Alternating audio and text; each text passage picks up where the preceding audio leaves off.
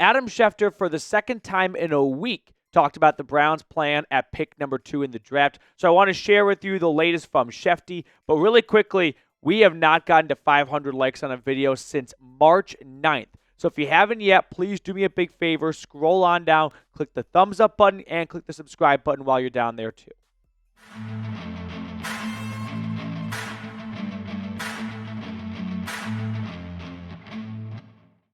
So Adam Schefter was on ESPN's NFL Live on Wednesday, and he said, I'll read the quote out to you, "The way this is shaking out to me, it looks like Carter's tracking to be a Brown."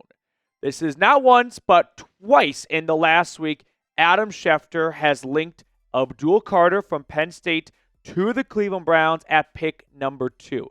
And it's a complete 180, which we talked about, I think, on Monday's episode, from where he stood coming out of the NFL Combine, right? Where he said the thing that he feels most comfortable and confident in this upcoming draft is that the Cleveland Browns at number 2 will wind up taking a quarterback.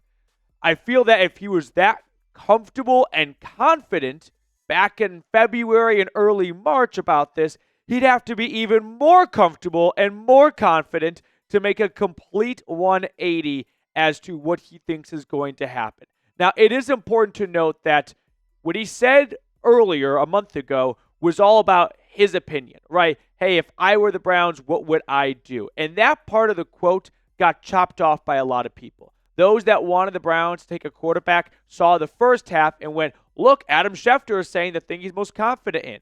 But then those like me who maybe aren't so gung-ho to take a quarterback read the whole thing and looked at it as, oh, Schefter is just saying what he would do if he was in charge, but he's not actually reporting what he's hearing. Nowadays, this comes across as, hey, this is what I'm hearing is going to happen at number 2. And those are two very different things. But like I was saying, just go back a few days ago, and Schefter said, when you talk to people around the league, the sense is Cleveland would like Cam Ward. I think Cam Ward is going to be the number 1 pick. In which case, I think Cleveland goes either Abdul Carter or Travis Hunter.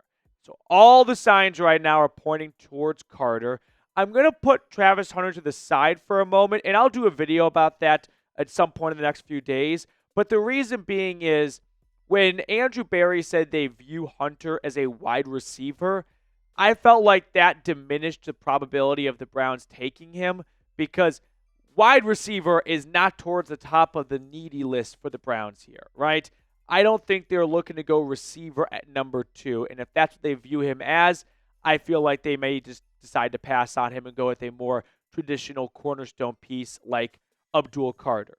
So let's talk about Carter for a minute because I know some of you have been, just wall-to-wall covering the draft with me since January. Some of you guys are starting to ramp it up towards the end of March and early April. So just some overall background on who is Abdul Carter, the guy who led the FBS in tackles for loss last year with 24. He tacked on 12 sacks to lead the Nittany Lions in his first true season as a defensive end.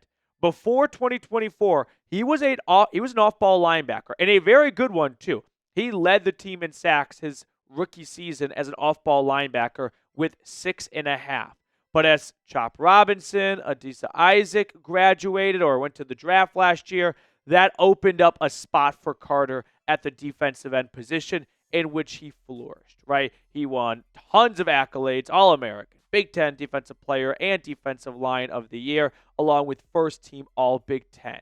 Now, when it comes to evaluating prospects, I like to use the compliment sandwich method, which is a nice pro, con, pro. So first pro I have for him is the burst.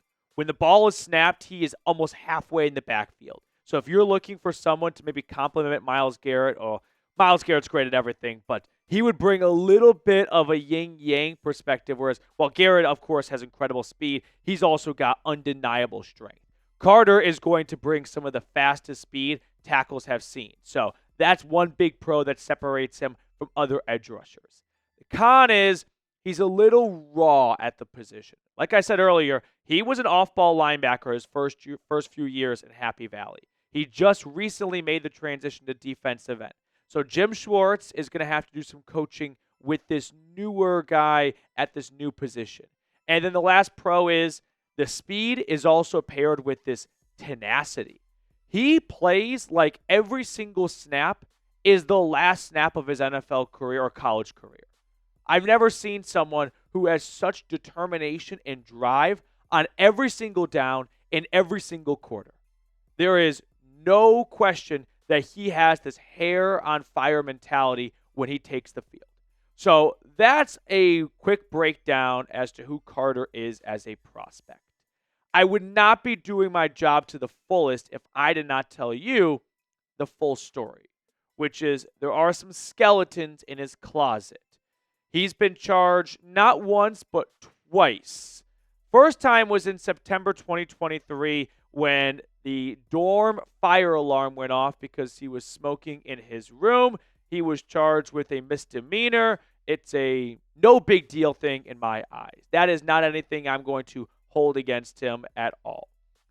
What's, I think, a bigger concern for maybe some people is this past April, so 11 months ago, he was charged with a simple assault and harassment. The story goes that he was at an apartment complex and his car was getting towed. He went out there, he confronted the tow truck driver, he questioned the validity of the tow truck driver, then he stopped the tow truck driver from getting in his car to tow his car, at which point the tow truck driver went to his truck or something and got a metal wrench, metal bar out, and then Carter's like, all right, I'm going to back up now. Then the driver got in the car, and then Abdul Carter dragged him out of the car, dragged him over to like a grassy lawn area, walked away, and that's when the driver called or someone called 911, and he was charged with physical confrontation, a simple assault. He had to do community service, and there was one other thing, but it was very low level. He didn't go to jail or anything like that, and it can be expunged from his record, I believe, as well. But personally, I could see this going one of two ways. I could see some GMs going like at this, like, that's kind of a guy I want on my team. Like, that is a football guy who is there just constantly looking for violence. So that's one way of looking at it. Another way of looking at it is not once but twice he's had issues with the law, and he just might not be the most obedient person, and coaches are control freaks, and if they feel like they don't have control over you because you're a loose cannon, that can take you off teams' draft boards. He is such a great player that I don't think that's going to be an issue for him falling very far in the draft as a result of these two things. If you're like a round 3, round 4 guy, that might cost you a few spots in the draft or even a few rounds. I don't believe the Browns are going to have much concern with this because look at the recent track history for the Browns and who they've drafted and who they've traded for. Off the field concerns don't seem to be very high up on their priority list. So this is not a deal breaker for me because I don't believe it's a deal breaker for the Browns. Now, to kind of round out this video, do you want to select Abdul Carter? If you're new to the channel, my answer is yes. He is my number one target for the Browns because he is, I believe, the best player in this draft. I have him higher than any quarterback. I think he's going to have a better pro career than Travis Hunter. I think the concern I have with Hunter is for someone that played two ways in college and got a lot of fame and credit for it, if he doesn't play two ways in the pros, is he that good of just a corner or a receiver for an individual team? I think he is a good corner and a great corner, great receiver. Number 2 overall, great receiver? No. Number 2 overall, great corner? No. So Abdul Carter is my dream pick for the Browns at number 2. It would also be somewhat historic. I was curious. Has a team ever drafted an edge rusher first and second overall and they played together, which would be the case with Miles and Abdul? It's happened twice, actually. This took me like an hour of research, so I hope you guys enjoy it. The Cowboys, all-time name, by the way, Too Tall Jones and Randy White. The two of these guys combined for a handful of Pro Bowls, more like a dozen Pro Bowls, some All-Pros, a Super Bowl, and Randy White is in the Hall of Fame, which Too Tall Jones would be as well, just from a name perspective. The Chiefs in 78 and 79 took Art Still and Mike Bell. I believe it was Mike Bell who had the better career. I don't remember my 70s Chiefs super well. Neither one of these guys were tremendous difference makers, though. So just not a very big sample size, but it'd be pretty historic. And if you're wondering, what's the track record for edge rushers that go number 2?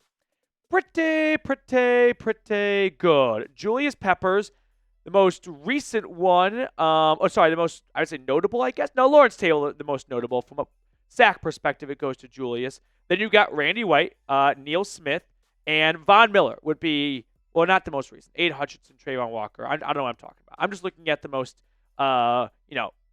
career leaders in sacks that were picked at number 2. So there are plenty of successful edge rushers taken number 2 overall, which I don't think is new information, but you can see that there's a very, very long list of great company to be in for guys taken at that spot.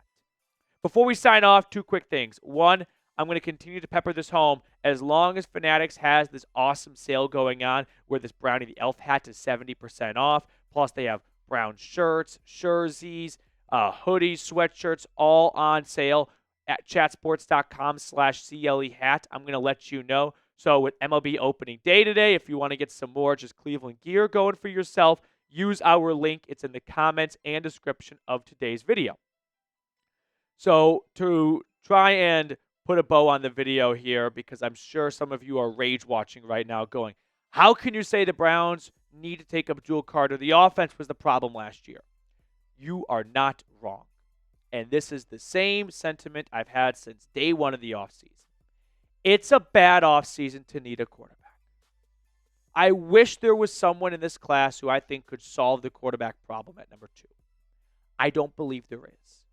And for how valuable the number 2 overall pick is, I refuse to just waste it on take any quarterback. You can have that logic later in the draft, not at number 2. You can't force a number 2 pick at a spot because you just have a huge need there. You have to respect the value of the second overall pick enough to go get the best player, not reach on a player and hope it works out. If one of these quarterbacks was, I think, close to Abdul Carter, or if Cam Ward had a realistic chance of falling to number 2, okay, for how much more important and impactful the quarterback position is, yeah, tie goes to the quarterback, right? If you ranked Abdul Carter on a scale of 1 to 100, 95, and Shedeur Sanders was 92. 3 points is worth going to the quarterback, but I don't think it's that close. So I'm sticking with Carter, and I think in a couple of years, you will thank me when, I'll say it, Cam Ward and Shedeur Sanders are on different teams by the time they get a second contract. Let's pick a card to wrap up today's episode. Mr. Reed Bartkus, which card do you want to go with? Let's go like 8 of diamonds. 8 of diamonds. I'm going to go with the 5. No, give me Jack of hearts.